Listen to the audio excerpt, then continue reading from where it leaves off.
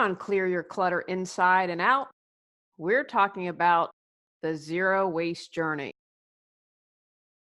How can working towards zero waste reduce your clutter? Would you like to save time, money, and resources? Do you want to live with less, but not sure where to start? Learn more about clearing clutter with zero waste as we continue our month focusing on being more eco friendly. Do you control your clutter, or does your clutter control you? On Clear Your Clutter Inside and Out, we'll teach you awareness as well as action steps to create change in your life. Come on, let's get started. Today's episode was inspired because this is an area where I feel I need to up my game.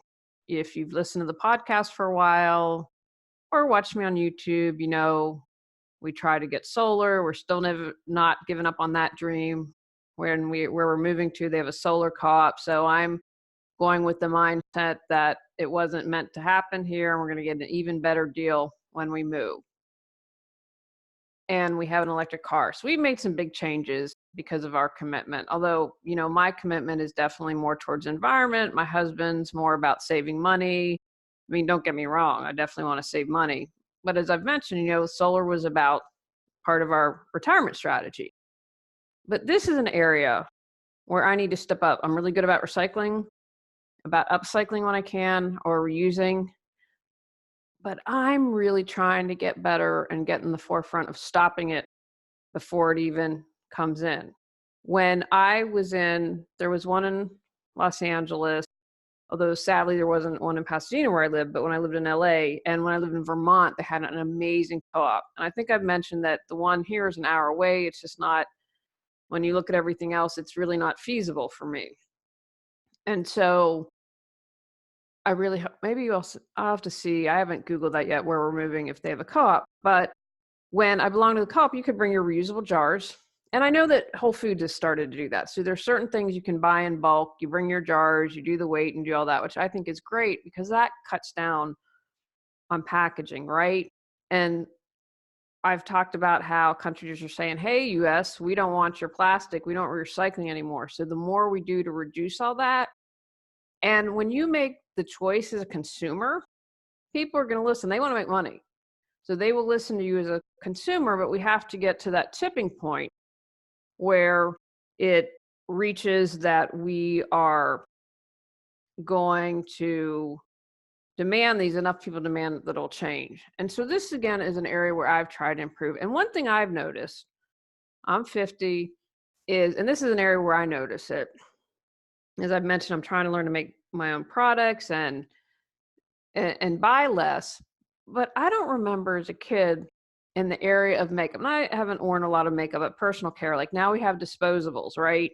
You have those disposable, like one and done. I mean, and not just with razors. I mean, I think maybe as a kid, I don't even know if I remember disposable razors as a kid, but like makeup wipes or, and I have to tell you, I need to find a solution because if I see these, I'll buy them. I'm too old to have acne. I'm really quite frankly over it. And so like those little strips that pull and get out all your yuckies, I need to find something like a mask. I don't know if these things really work, but being aware of that and saying, okay, like use a mask instead of using your little acne strips there. And so I joined on Facebook a group called Journey to Zero Waste. And so that's been really beneficial to me because I read a lot. Now, the group as a whole is pretty good. You have some people that are stinky, that are what I call just can be harsh and unkind. So ignore those. You're going to find that everywhere on social media. But I found it really beneficial to learn, okay, what else can I do? How else do I need to be aware? Because this is, again, an area that I think is super important for all of us. And you'll tell when you hear when I talk with Jessica, we talk about simple changes that really have a huge impact. And I wanted to thank, I had someone lined up to interview and they flaked on me. And I'll create a podcast episode out of it, right? Make milk from honey or eggs, scrambled eggs from eggs, whatever the saying is. make something good out of a bad situation. And so because I'm really hoping the second half of the year is going to be easier. The date keeps changing when they're going to build next door. And so the challenge for me is that the builder already told me it's going to be 2 months. And as I'm here in the office, I look out and I see outside and it's going to be right outside my office. And even with this new headset, I just don't think I can record. So I feel a little bit of a pressure to get as much done since I'm not going to have control, and I can't. It'd be very difficult to even go to a workspace, even with a closed room, to record this. I feel like I have a better shot doing it here. So anyway, I'm going to feel a lot less pressure for the second half of the year.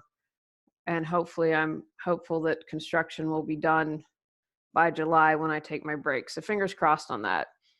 Anyway, so I had someone and they flaked on me. So I posted in the group, and this nice young woman, and I was really excited because Jessica is a recent college grad. And I thought, these are the kids making the changes. These are the kids that are demanding that we wake up and we do things. So, it ended up, as I trust the whole process. We have a short interview. I would have liked to have been longer, but it is what it is. And so anyway, she stepped up. Another woman who wanted to promote her company. I was like, nah, it's not about promoting your company. It's about your personal journey on this. So anyway, it all worked out as it should. And I'm excited. Hopefully you'll learn something. Reminder, tomorrow on April 22nd, it will be the 50th anniversary of Earth Day. Happy birthday, Mama. Check out earthday.org for ideas. I did the best I could. We had some challenges with audio in the interview, so just hang tight with me. I have been skewered a couple times about the audio. Do the best I can. Again, this month, starting with this new headset, I'm hoping that we're good to go. Let me tell you about today's guest. Jessica Nguyen is a recent graduate from the University of Connecticut, where she majored in finance and minored in digital marketing and analytics. She currently works in IT consulting at Ernst & Young and hopes to work in sustainability consulting one day. In her free time outside of work, she enjoys watching The Bachelor franchise, exercising, traveling, and spending time with family and friends. I'm Jessica. Hi. So tell us a little bit about how did you get started? Well, first let me ask you this. What do you consider the zero waste journey, or being zero waste? What does that mean to you? I would say it's just reducing how much trash and waste that you put in the landfill and trying to reduce your carbon emissions in your everyday life. Perfect. So how did you get started on this journey? I watched a few videos. I think it was like a BuzzFeed video or something about like zero waste. And I also stumbled upon Lauren Singer's videos, which is her YouTube channel is called Trashes for Tossers. And she's awesome. So she owns a store in Brooklyn and Manhattan called Package Free Shop. And she sells a lot of like zero waste items, and she studied sustainability like at NYU. So I really liked learning about how she like makes her own products and, composts, and how she makes it easy on a daily basis to be zero waste. I think that's really important because I think a lot of people listening might not have heard of zero waste. We talk about clutter and clearing clutter, and why I wanted to talk about zero waste is that's going to give you less clutter because you are not bringing it in the house. And so right off the bat, that helps you declutter more in your life. What have you found to be the biggest challenges when it comes to doing zero waste?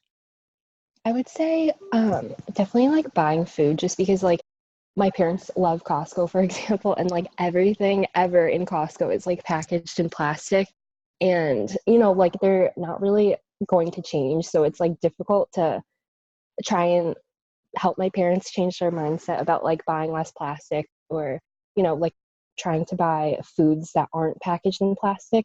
So it's definitely hard to find food that isn't covered in plastic. But there's a really cute bulk store by my town, so I love like bringing my own mason jars and like filling them up.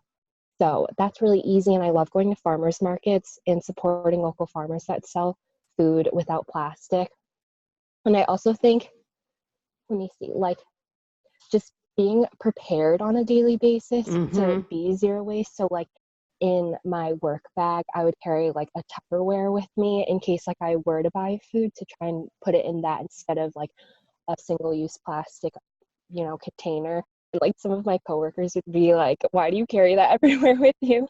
So yeah, it's just like being prepared on a daily basis, and like trying to buy things that aren't covered in plastic are definitely a challenge. Unorganized, always looking for things, tired of losing money and your sanity. With today's technology, Julie Coraccio is able to assist people around the globe and offer virtual organization. Learn more about virtual organization at reawakenyourbrilliance.com. One of the easiest things I think people can do that really has an impact is getting reusable straws. Because I read something ridiculous, like there are 500 million thrown away daily. And I think that was just in the US. And, I know in other countries, they charge you want a plastic bag, we're going to charge you a nickel or a dime or whatever it is and that can be a motivating factor as well. Mhm. Definitely. I live in Connecticut, so recently, a few months ago, they imposed like a plastic bag tax, so it's like 10 cents. And then I think they like banned plastic bags completely, where it's just paper bags.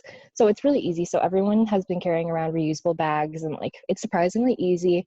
And with like the plastic straws, I try to ask for no straw. When I go to the bar, it's like difficult because like you're like shouting at the bartender for like no straw please, but like it becomes a habit to just ask for like your drink without a straw, and it becomes really easy. I think that's really important. And you said, I think the reusable bags are another great thing. Just keep them in the car. Hmm. If you have a car or whatever, and you get in that habit, or if you have to put them in the front seat until you remember, if you keep them in the back seat, but just to keep doing it. Definitely. What have you found to be the benefits? Because, for instance, I always joke and I say, if you don't care about the polar bears, then, you can save time, you can save money. And, I try to be very careful. I don't like to tell people what to do because I don't like to be told what to do. But I feel as I'm doing a talk in a couple months, and I've thought, we as an industry need to step it up. But we as humanity, in my view, need to step it up. I mean, look at the Australian fires. Now I know there was one started by arson because I can hear someone telling me that already, but climate change has definitely contributed to that. And they believe 1 billion animals have been lost. Australia's got a very unique biodiversity. And so it affects it. But what would you say you found are the benefits? I mean, again, like it's for the environment, but what other things you found like, wow, I really appreciate on this journey that I've saved money, or what has it been for you? I found that I've definitely been eating healthier, just because usually when foods that are like packaged in plastic, like we were saying, aren't like the healthiest, or they're like processed. So definitely eating healthier overall, and eating foods that are grown locally can like obviously reduce like any health issues that you might be having in the long run. So definitely eating healthier is a huge benefit. And I've noticed that we haven't had to take the trash out as much, like at all. And I'm not perfectly zero waste. It's really like I'm on the journey. I'm not perfect. So we try to compost food and everything. Like I'll bring it to a local transfer station to be made into compost, which is super easy. So we just keep it in the freezer, and we barely have to take the trash out or anything anymore, because everything is either recycled or composted for the most part. So that's super easy. And overall, like I just feel better that I'm not putting as many things into the landfill. And I also try to take like public transportation every day, which is like a lot cheaper than driving every single day. So it's cheaper in the long run, and I have a better impact on like the environment. And like what is happening in Australia makes me super sad, because I studied abroad there for like a semester at the University of New South Wales, and that country is so beautiful. So obviously we could be like, not all of us have to be perfect, but in the long run, if each of us makes changes, small changes, we can prevent huge environmental disasters like that. Now, what are some tips you could share We've talked about straws and bags for people, especially at the beginning of the journey. Can you think back to when you started? You're like, you know what, this was easy. I could do this and build upon that. What tips would you share with people? I would say, like we were saying about the reusable bags, just like keeping maybe like a like zero waste kit with you wherever you go. So like a reusable bag and put like a water bottle inside of it so you could refill it anywhere and you never have to buy plastic water bottles, which saves you money. And like you won't be throwing away plastic all the time.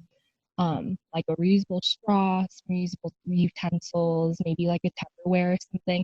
So just having a little kit like on hand that is like really small and can fit in your purse or your backpack or whatever is super easy and can make a huge difference. Fantastic. Now, you'd mentioned a YouTube channel that you watch and said she has a store. What resources? Can you share that again and any other resources that might be helpful to people? So I really like Trashes for Tossers. So she's on Instagram and YouTube, and she's made like little videos about like how to make your own toothpaste or like how to make your own lotion without waste. And there's also an Instagram that's really neat called the Zero Waste Chef, and she cooks and shows recipes and like her hauls from like the store without plastic, which is really neat. And there's like a lot of TED Talks and just generally like if you look up zero waste on YouTube, there's like so many videos about how to like cook and clean and just like live your life on a daily basis with producing less waste. And then on Facebook, on the group that both of us are in, Journey to Zero Waste is also pretty useful, and people ask a lot of questions about how they can reduce their impact on their environment on a daily basis and how to like be more zero waste. And everyone in that group is like at a different level of zero waste. Hmm. Like no one's perfect, but the best thing you can do is at least try. Absolutely. Well, Mhm. thank you. Unless you have any other parting words of wisdom, we appreciate it. Anything else, last words you'd like to share with everyone? So that'll be all. Thank you for having me. All right. Thank you. Thank you. Now, after the interview, I wanted to share this. She was so sweet. Jessica texted me and she said, "Oh, I forgot to mention, or have you talked about the Buy Nothing Project?" And I said, "Oh, no, I didn't even think of that." So she gave me a website. It's buynothingproject.org. And through this, and she also has something set up in her town, which reminded me, duh, I belong to a group here in Raleigh. So what she shared with me is, and I thought it was really well written, you gift items you don't need anymore that are collecting dust. You wish for items that you need, and you express gratitude for the people you've met or the gifts you've received. And it's an amazing way to meet people in the community. That's so smart, because she talked about in Connecticut, in her hometown, where they have something set up locally. And I know here in Raleigh, they have, I'm now in a different county, but Wake County had a place where you could drop up things it was just you didn't want, and people could come and get them. So not quite the town dump, because how Raleigh's, we had recycling and trash in Raleigh, but then we had, like, for instance, I had to take batteries somewhere else. If I had a computer, I would take, it's like this huge, they had two huge waste areas, and then from there recycled or did whatever they did. But they also had a separate location where you could leave stuff for others to take. And I know in our area on Facebook, for the old people, my niece Emma, I went to see her play hockey. It was in 2018. So anyway, in Facebook, when the memories come up, and when I posted it in 2018, she said, you could post on Facebook because that's for old people, but I wasn't allowed to post on Instagram because that's cool and that's for the younger generation. So the memory came up again, and I kind of chuckled. And so if you're an old person like me, you're on Facebook, you probably aren't going to find, well, that's not true. On Instagram, you could search by tag, like hashtag buy nothing. But I know on Facebook, there's a group locally, buy, sell, trade, that there are options and different things. There's also freecycle.org. I believe it's freecycle.com or freecycle.org. Same thing. You post what you want to release, and then people will post what they're looking for. So have fun with this, enjoy yourself, and Google and find stuff that works for you. There's a lot of options if you're willing to look. And finally, one last point that I want to emphasize. Do what works for you. Do what you're able. Don't get set in a guilt trap and feel like, oh, I'm this bad person. That's not the point of this. This whole point, as is what the entire podcast is about, being aware and taking action and taking change. If you are concerned about clutter, zero waste journey automatically creates less physical clutter. It's going to create less mental clutter because you don't have as much clutter in your space. You're going to be less anxious if you've been worried about money.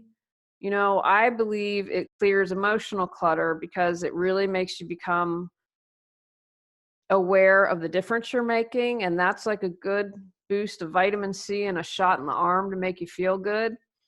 It supports you in releasing spiritual clutter because you're making a difference, not only in the world, but in your community. All these actions, the little steps that we take really add up.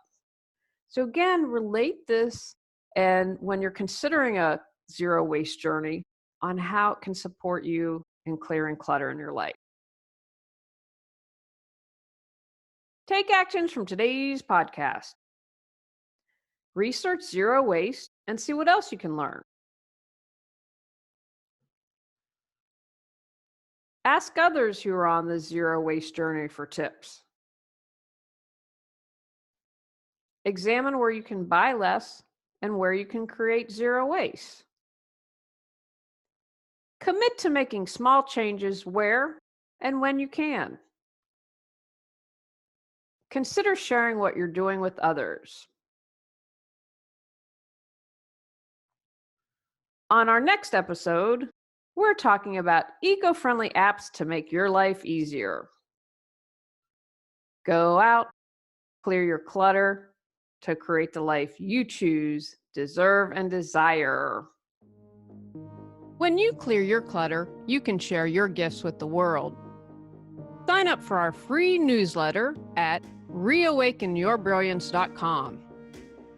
If you've enjoyed Clear Your Clutter Inside and Out, please rate, review, and share us.